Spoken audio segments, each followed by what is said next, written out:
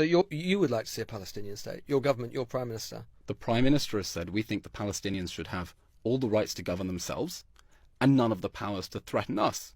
Now, I'll tell you what it's funny, conversations... Israel's always in the position where it gets to set all of the terms in all of this, isn't it? You decide when the war ends, you decide what sort of state they have, you decide when the settlement can happen and when it can't. I mean, do these people not have rights to self-determination in their own terms, Elon? Lewis, Israel withdrew from the Gaza Strip in 2005. We gave the Palestinians the keys to Gaza and said, we want to see you build an economically and politically prosperous area here. And what we got in response was not only 20 years of rocket fire, a secure peace. Just one more question about the ICJ, if you don't mind.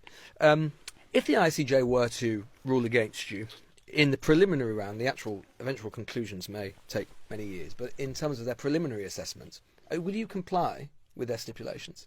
We fully expect the ICJ to throw out this spurious claim. No, but if they don't, well, I'm not going to answer absurd hypotheticals. It's not absurd hypothetical. It's either yes or no. It is an absurd hypothetical because when you have parents sitting in that courtroom whose children were abducted and being held as hostages, the idea that an international court of justice that is supposed to uphold international law might actually order those parents to stop fighting to bring back their children. So you'll adhere to a court judgment if they rule your way. It's an absurd hypothetical. What kind of kangaroo court would that be? It's an absurd hypothetical. Why are you even signatories to the convention if you are unwilling to commit to abide by the means by which that convention is policed and enforced? What is the point? Lewis, the State of Israel was one of the first signatories to the Genocide Convention. Genocide and so I would have thought that the State of Israel would be the first to say that they would want to see that court stipulations are adhered to for precisely the reason you are referring to. The State of Israel would like to see international law being applied fairly, understanding that to the extent... In the way that Israel wants?